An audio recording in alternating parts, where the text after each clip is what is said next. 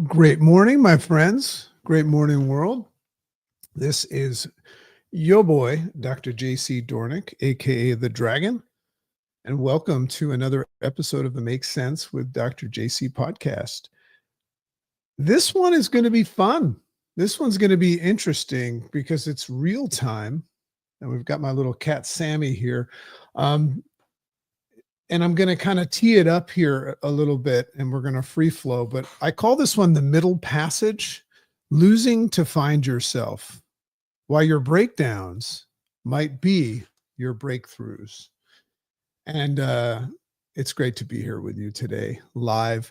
As you know, on Mondays, we stream live like this, mostly due to me wanting to practice a little bit of involuntary discomfort and exposure therapy. We're a work in progress here, and for years and years and years, I made a distinction that there was some fear associated with public speaking and putting yourself out there. So, as you know, you have a couple of options when you identify something that is, you're fearful of, and whatever that might be for you. You can either run from it and, like the monster in the closet, make it bigger, or you could subject yourself and indulge into it. So that's what I've chosen to do for all these years. So I think that's important for people to understand when you see somebody coming live all of the time. I'm very comfortable with the idea, but still, there's still a part of me that is frightened to death of all of that. Let me let this cat out. Live show here. There we go. That's the benefit of the live show, is you get to see that. So what we end up doing is we take the footage, specifically the audio, and it turns into a podcast episode for the Rise Up, or I'm sorry, not the Rise Up. That was my old show, for the Make Sense with Dr. JC podcast. So we hope that you'll enjoy following the Make Sense podcast or the Make Sense with Dr. JC podcast. And it is just extraordinary how many people are listening to it. And we don't know who's listening to the podcast unless you reach out. And because we're international, that tends to get interesting. So great morning, everybody. And then for those of you that are tuning in live from any of the platforms we're streaming to, which would be YouTube and Facebook, a couple of Facebook pages. If you're here with me live, take advantage of that. And what I'm understanding is that if you post something in the comments, it will actually show up here in the screen. So that's a dangerous thing, right? If there's some sort of creepy individual that has something crazy to say, did I just invite you to do that? I think I did. That would be more involuntary discomfort. So in any case, ask me questions as we go through this material. We're going to be reviewing an amazing book or correlating it. It's another book that exists here on my wall of about a year and a half of what I've read.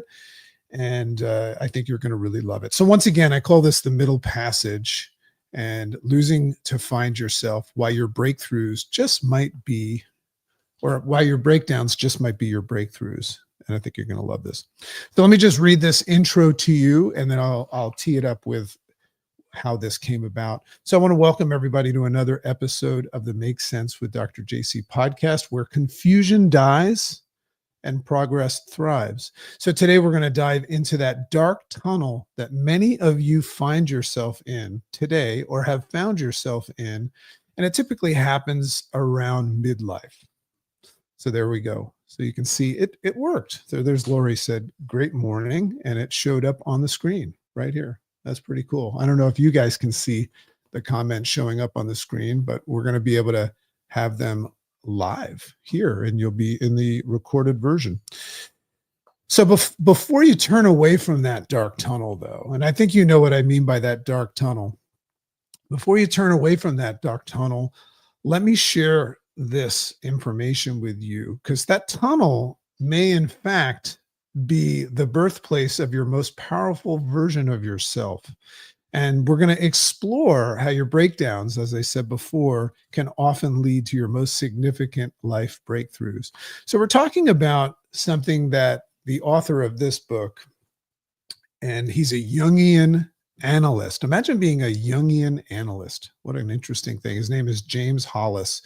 Look him up on YouTube. There's a great interview, and I'll put it in the description. It's a great interview that he has with Andrew Huberman on his material. And he calls his book The Middle Passage. So the middle passage is something that I think we can all relate to in life. And what we want to do is we want to arm and equip you with the awareness of it, and then allow you to entertain. This is one of the most powerful things you can do, is learn to entertain a different perspective.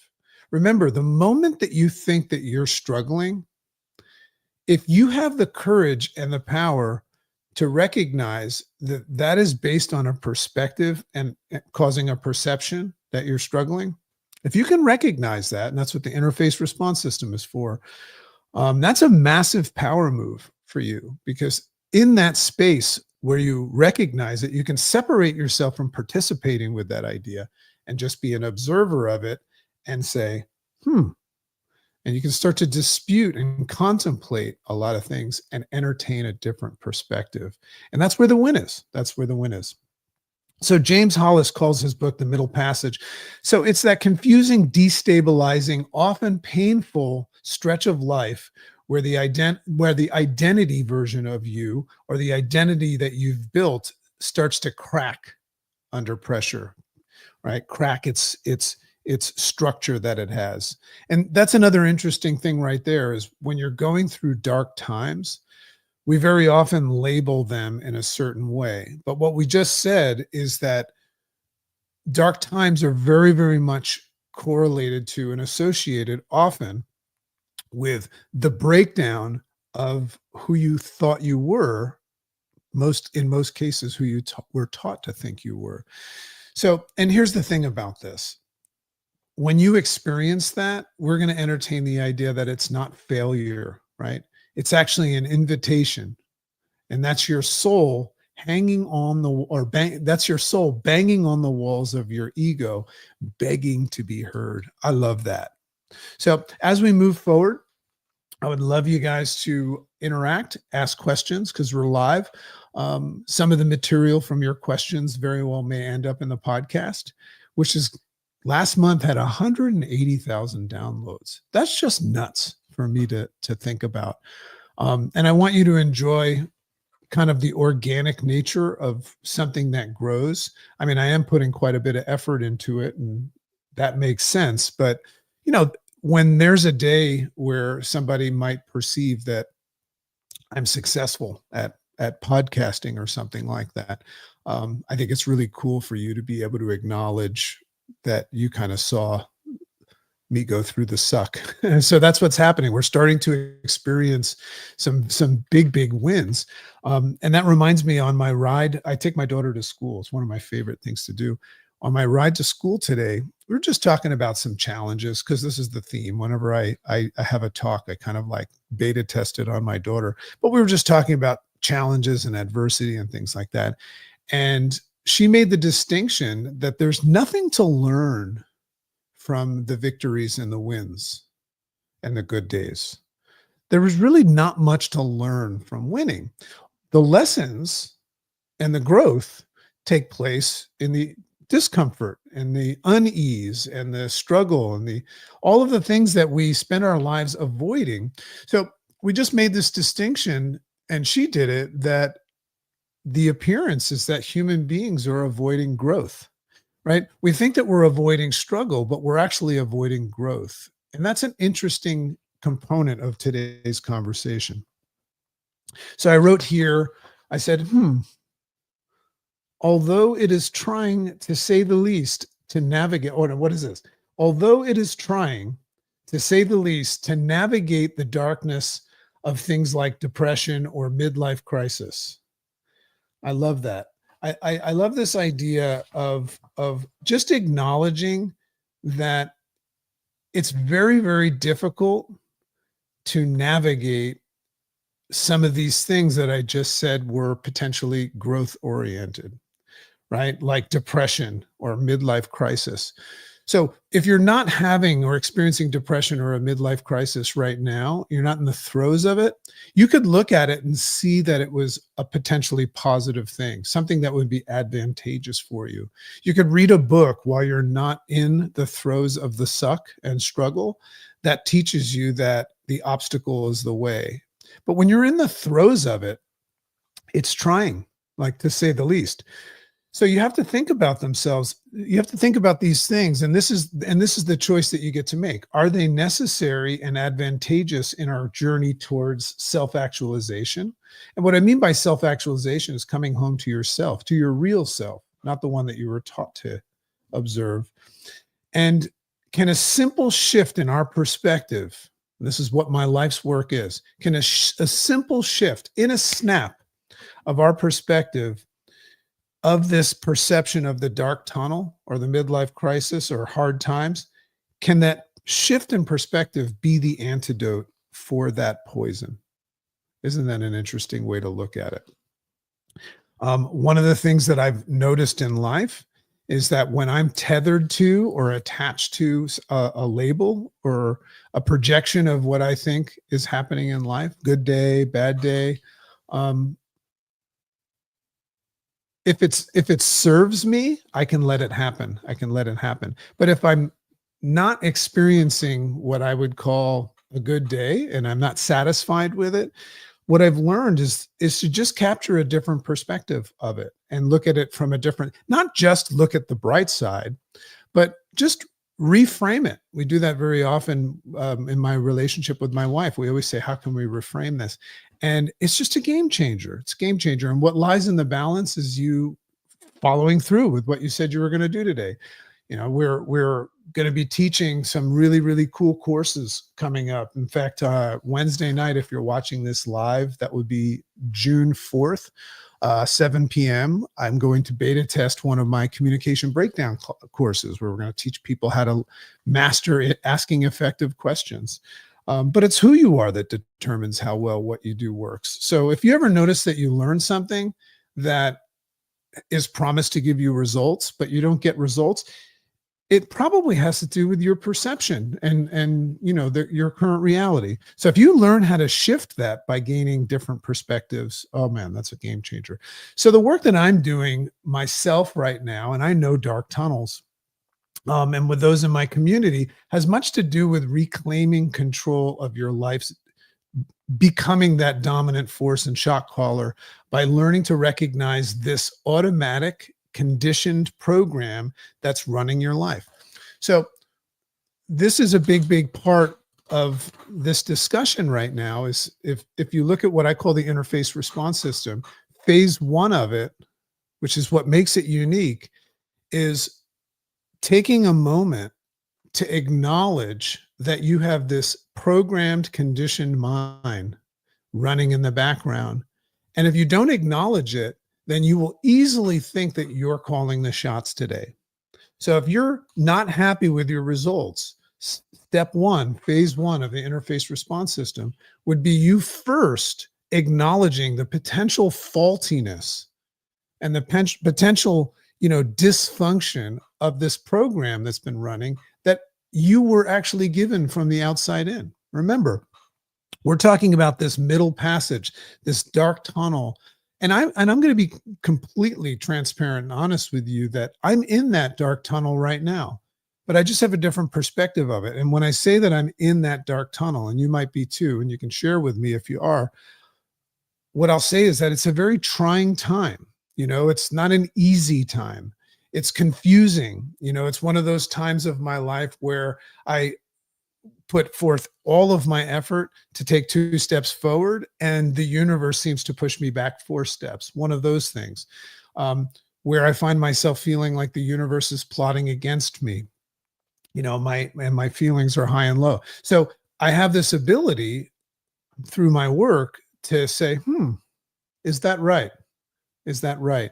And just reorganize that and entertain different things. Like, for instance, this is an invitation for growth, right? So one of my favorite quotes ever in the way I live my life is, when people ask me during these trying times when I'm just facing a lot of challenges, and I don't have the perception that I'm moving forward, which I can change. I just say, with all this shit, there's got to be a pony somewhere, right? So, do you recognize the pony? Are you a, you know, pony acknowledger, in the sense that when you're facing tough times, do you understand that there's value to it? And if you can learn how to do that or even entertain it, as I said, you're going to love that. So I want to talk a little bit about this book, The Middle Passage. It's got some really, really cool takeaways, and then I'll give you my own thoughts on it. So Hollis talks about this idea of the crisis of meaning. So think about what that means to you. He teaches us that the first half of our life is often built on unconscious program. Those are the first 7 years, right? The formative years. And then it kind of like we kind of like consume things in support of what the formative years teach us. And that's how we create our programming. And my way of explaining that is our mother, father, teacher, preacher, society, right? We assume what we consume. And we spend a lot of time in that part of our life seeking approval, meeting external expectations. Try to catch yourself seeking approval and trying to meet external expectations today. If you do that, the chances are that's egocentric, but you're running a program. It's not your authentic self. Your authentic self would probably not look to do that. So catch yourself seeking approval, meeting external expectations, and also creating an identity that's rooted in survival. So this is the beginning of our life. We create an identity that seeks approval, right? And tries to meet expectations of our surroundings.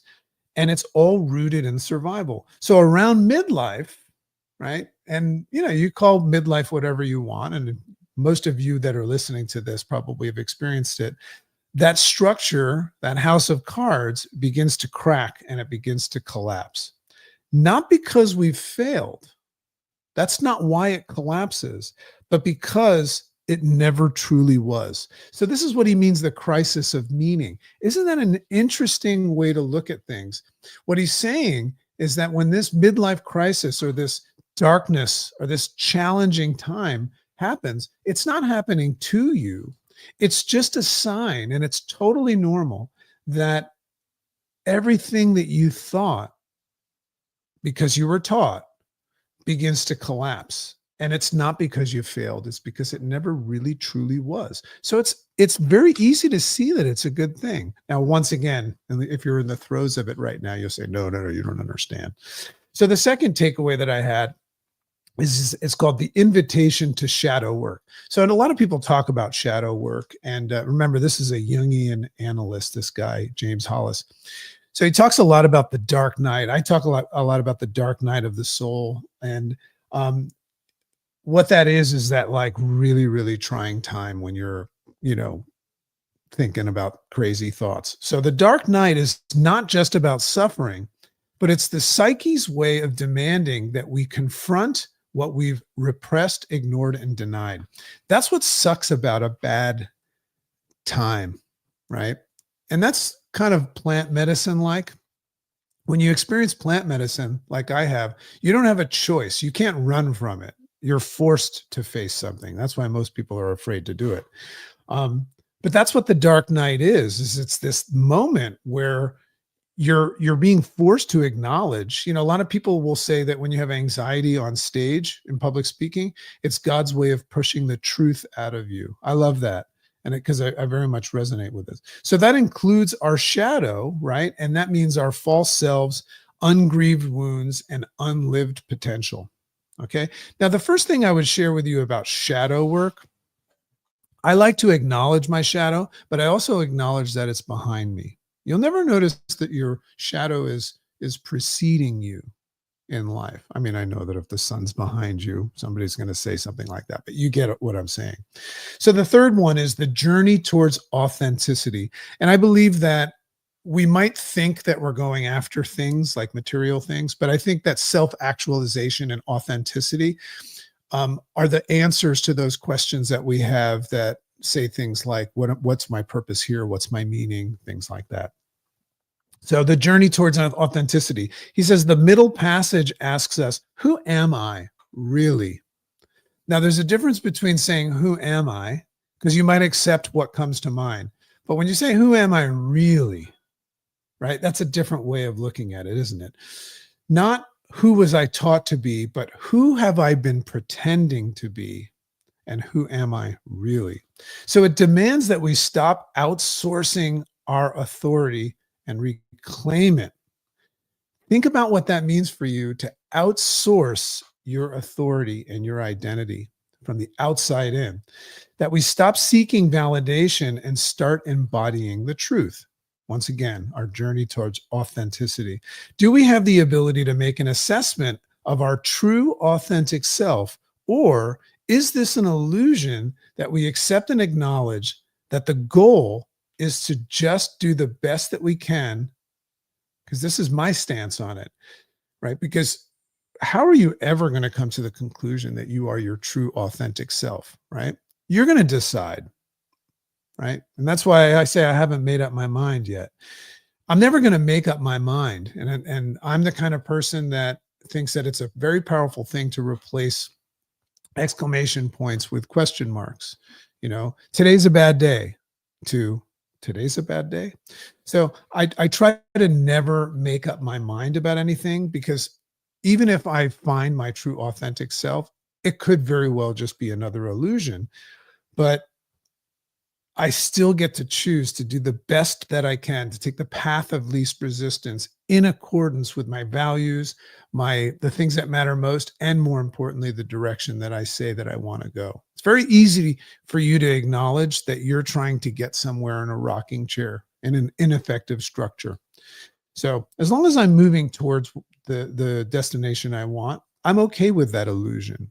But if the illusion is ineffective, I'm not going to buy into it as my authenticity. So I'm going to seek authenticity just like I would seek perfection. It's a destination I don't think we'll ever arrive at, but we can always journey towards. So put that on my tombstone. And then finally, my last takeaway from his work is the role of suffering. Obviously, that's a very Buddhist thing. I love acknowledging suffering and reframing and creating a different relationship with it. So Hollis reframes suffering not as a punishment, but as an initiation. I just love that. I just love the idea of looking at pain and suffering, because the Stoics would say that the obstacle is the way. Pain and suffering, the suck, embrace the suck, is an opportunity. But what he's saying is it's a necessary part of your initiation, right? Pain has a purpose. It strips us of the illusion. If you were never confronted by this darkness and this pain, you would never have the opportunity to wake up and be stripped of the illusion that is happening. And that illusion very well might be something that's not serving you at all. So it invites us to shed the skin of our false self and emerge as something real, if that's your sort of thing.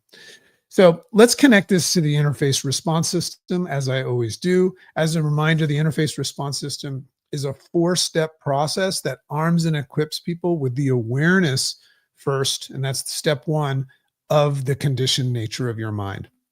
Remember, if you're going through exclamation point, thinking that you've got things figured out, what's the Mark Twain quote, right?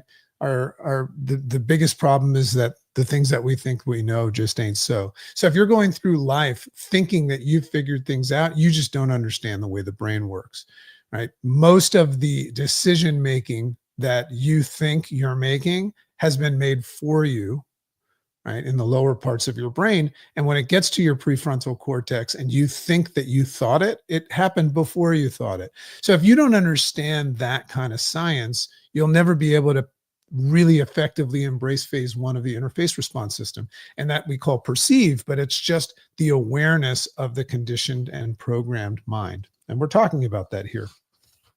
And then phase 2 would be based on that idea that it's potentially faulty, right? Because it's not ours, it's not our true self. We would put a pause on it.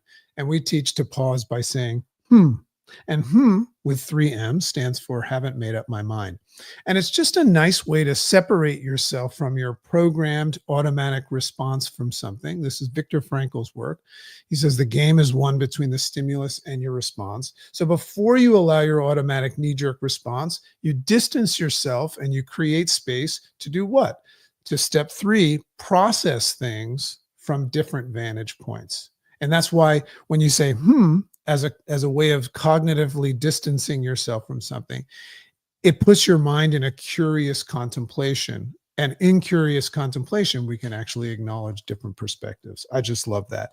And then that's where we can proceed and make a healthy decision, right? So how does this work when you're experiencing the dark night of the soul, right? When you're experiencing that middle passage? I was having a conversation with my friend Jim in a deep conversation in the diner the other day, and we were just talking about this idea that we go through this passage, and a lot of people write about this dark tunnel where we don't see the light.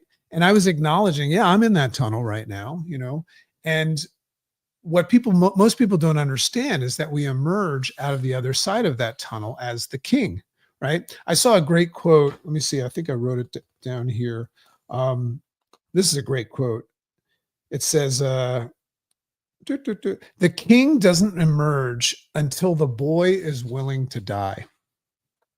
What I love about that is it says there is a king or a queen for the ladies that is there already and capable of emerging. But the first step would be to release yourself from your old learned identity. I just love that. So the interface response system, those 4 steps, would be your way of disputing these negative feelings. If I'm having a tough time in life, and this is how we arm and equip ourselves and empower ourselves. If I'm having a tough time in life, I can acknowledge that tough time from the standpoint of a victim, or I could say, I wonder why I'm having a tough time. And then I can entertain some of this stuff. Maybe this is part of that initiation. Maybe this is my invitation to do the real work so I can strip myself of the boy and allow the king, the more sovereign,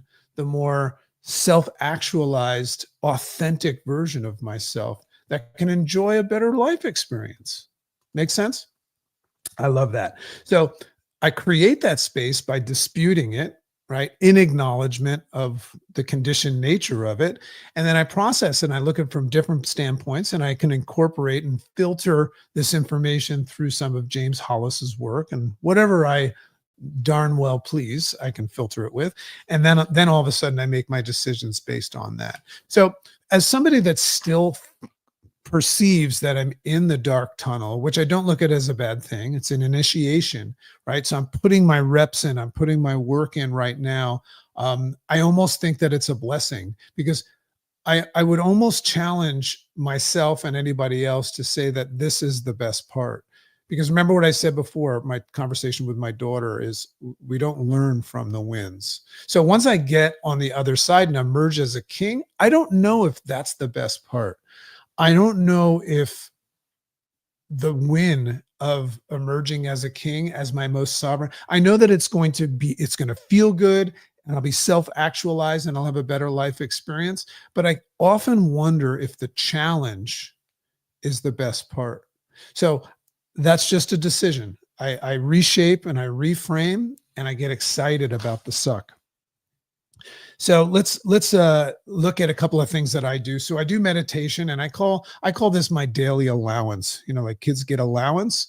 So I allow myself to meditate. So when I meditate, I allow myself to step away from my regular scheduled program. This is the value. I've been meditating almost every day for a year now, and it gets pretty trippy. But I allow myself to step away from my regular program, conditioned, scheduled program, right? And I make an assessment of what's inside. So I separate myself from my opinion and my conditioned responses, and I allow myself to just see what's left over inside, behind the story, behind the mask. What is there and what is within, behind the story, behind the mask. So self-reflection, is something that I do. And that is, I don't just say, and dispute things that I perceive. I also do that with my thoughts and my feelings, right? And I ask myself powerful questions like this. And this is a question you can ask yourself any day. What is my calling and what am I in service of? What is my calling and in service of what?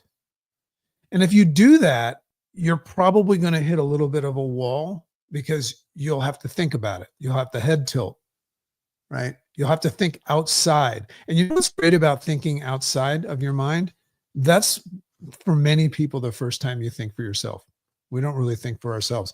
In our communication breakdown class, when we teach people how to network and communicate and start conversations and increase sales and all of that stuff, it's important to understand how people's brains work because most people don't think for themselves. So you can either manipulate that or you could work with it in an autonomy way. So here's a message of hope that I have for you today. So if you're in that dark tunnel right now, confused, grieving, disconnected, maybe even afraid, I'm inviting you to know this. You're not broken. You're being broken open. Maybe. You're not falling apart. Maybe you're falling inward into yourself. And the old you, the one that we now realize is dying, that's okay. It's an initiation. It's necessary because what's being born is someone far more real. That's something to be excited about. Not the version of you that plays the role. Not the version that plays the role. The one who writes the script. That's the king that is emerging once the boy or the girl is left behind. So if you're in that tunnel right now, I just want you to know you're not alone. I'm there too. We're there together. So a couple of final thoughts. Your pain is not the enemy. This is what I got from this discussion. It's the portal. Shift from pain being the enemy to pain being the portal. The darkness is not the absence of light. It's the place where your soul whispers the loudest. You're not lost. You're arriving. You're pulling into the station. This stuff is complicated, my friends. I know this. And it carries a twist of never really knowing, like I said before, the answer, right? That's the thing about perfection or authenticity or self-actualization. I believe we'll always be in the hunt of it. It's a direction. My recommendation is to leave room for growth in all of your breakthroughs. So if you have a breakthrough, you do not have to assume that you figured everything out. Leave room for growth. Always leave the right protect switch open. Leave room for breakthroughs and self-discoveries by adding 3 magic words at the end of every sentence, especially statement that you make from this day forward. And those 3 words are at this time. This is something from my book. Whenever I make a statement, I allow myself to say, at this time, this is this. Because what it does is it leaves the door open. Because you're saying, at this time, I don't know about the future. But at this time, here's how I think and feel. I love that. So remember, I said this before, the king does not emerge until the boy is willing to die. And when you emerge from that passage, tired, scared, but whole, you won't be the same. You'll be sovereign and you'll make more sense. So here's your call to action today if you're looking for some action. Because remember, learning, which you've just done, and knowing is just another form of distraction in the absence of action. So here's an action step. If this resonates, you can take some time to sit with yourself in your middle passage, if you're in it. And here is a journal prompt. You can journal based on this question. What parts of me are dying so that something truer can live? I love that. And if you want a guide or a map as you navigate the unknown, consider joining where all the work is done, right? You can't just go around with a shirt that says, I know this stuff now. Consider joining and checking out our private Make Sense Academy and community. What it is that we do in there is we walk the path together. And that's where you learn the interface response system and a lot of these tools. Any coursework that I ever do on the outside, even if it's for sale, everybody in there gets it at no cost, no extra cost. So we walk this path together, one breath, one pause, and one choice at a time. We don't just survive in this passage, we emerge reborn. And that's the Make Sense Academy. So if you learned something today, remember, give it away. That's the only way it's going to stay. And by the way, have a great day. I love and appreciate you, and I'll see you next time. Bye-bye.